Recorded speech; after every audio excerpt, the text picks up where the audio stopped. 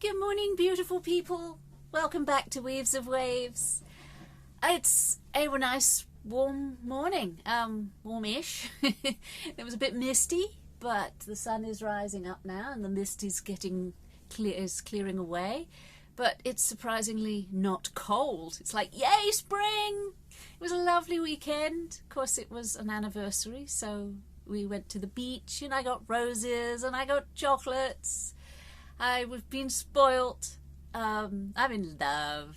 I really love my man. Anyway, that's not what I want to talk to you about. But yeah, I want to talk to you about virtue signaling. Virtue signaling is annoying me because it's all over the place, and it's like, oh, aren't I the best? I do this, this, this, and this. I kneel for a minority. Black Lives Matter. I really got annoyed when they do that in sports. It's like, get out the politics, just play the bloody sports. I grew up all over the world. I don't see colour that much. I get the fact that, yeah, I lived in South Africa and sometimes that's all they saw. But I personally don't notice a person's colour. And they all say, oh, well, it's because you're privileged. No, I've grown up in places where people see colour. So it's an American thing. But it doesn't matter. It's still condescending. Get off it. It doesn't matter what you're kneeling for or what you're virtue signaling for. Get off it because it's condescending. It's, oh, I shall acknowledge the minority and the poor little folk. It just feels wrong. Get off your knees. Yeah, we don't kneel much. It's not a thing that we have to do anymore. You know, you kneel to the better person. Ugh. Yeah. You won't get me on my knees. Well, in my religion we stand up and we we raise ourselves up. We don't kneel. So even sort of kneeling to a god is weird. But kneeling to a group of people, there's something very freaky and it's not normal. So, yeah, it feels uncomfortable. So please stop kneeling. And sports, just play the bloody sports. Don't get on your knees. Just don't say politics. I always admire Dolly Parton because she never got involved with politics. So they were asking her, well, what do you think about American politics? No. She says, I'm a country singer. I do my singing. That's about it. And I thought, that's how sportsmen, actresses, actors, singers, they just do what you do best. I'm not asking you for your political opinion because I'll ask the politicians for theirs. Which, thinking about, you don't get really biased or a nice and easy sort of answer to that. Politics is really, really, really a mess. Because virtue signaling is one subject that annoys me. The other subject is when they're quoting science. Now people can say, oh, you're anti-science. No, there are so many different scientists quoting their science and they're contradictory. So people can say, oh yes, 2 and 2 equals 4. Yes, we're not talking about that brand of science. I'm sure mathematics have been like resolute.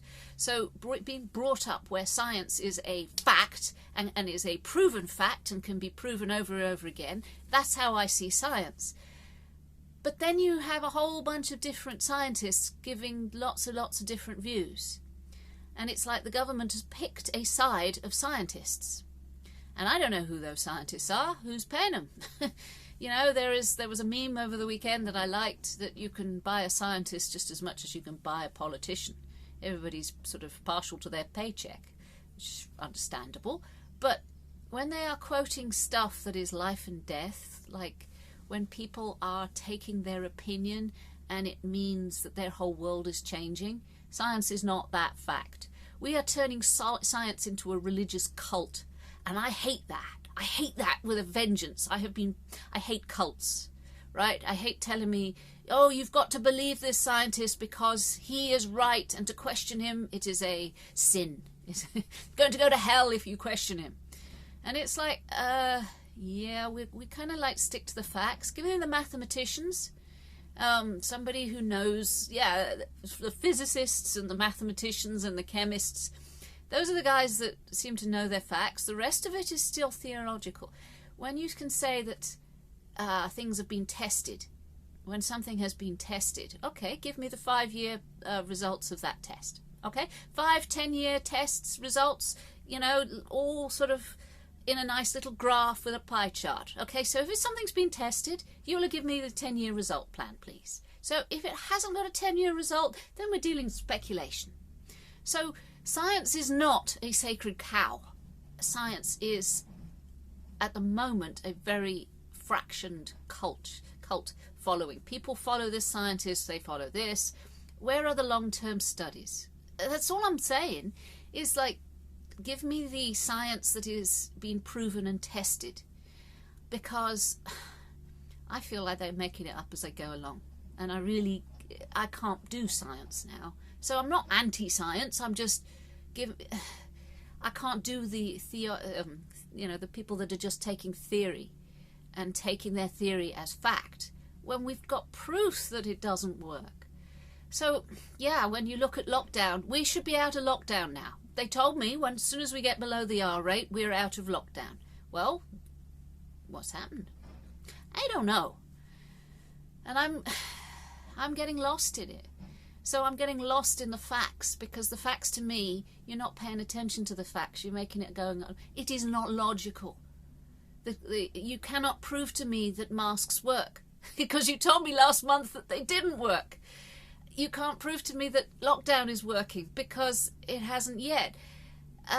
So my common sense is saying that there is a flaw in your science. I'm not a scientist. Oh, so you don't take my opinion. Okay, well, how about I find a dozen scientists that I'm listening to, and they're giving me a different opinion. Ah, well, those scientists are banned on social media. I don't want to be anti-anything.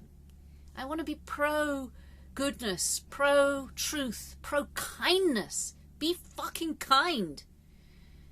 But this is illogical, and it's diverting people. People are like frightened, and they are scared as hell, and scientists and the cult of science is doing this to them.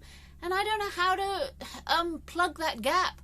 I don't want to live my life in fear. I'm not frightened of any virus. I've had colds and flus before. It's not going to kill me.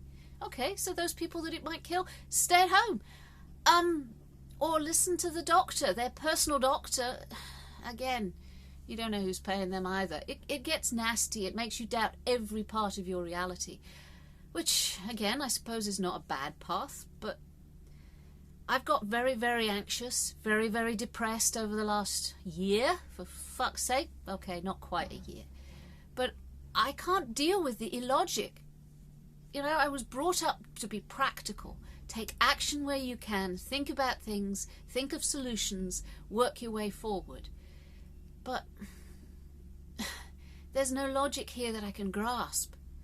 It's illogical, it does not compute, therefore my system needs to be rebooted.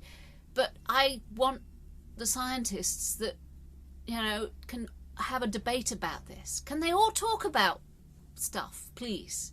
And work it out, because shutting one section down because social media doesn't agree with them is crazy. This is madness, and it's driving us all insane. So, yeah, virtue signaling and the cult of science, and I can't deal with either. Yeah, so can we move off that? Right, so on a better note, love your pussycats and love your puppies. Love your pets, because they are keeping us totally... without my pussycat, I would have gone insane a long time ago. He's a pain in the neck sometimes, but is he's adorable. He's very fluffy, and his fur gets up my nose. His fur gets all over the place. But love your pets, because they are very, very precious. On that note, I will speak to you again later. Take care of yourselves and each other. Love you lots.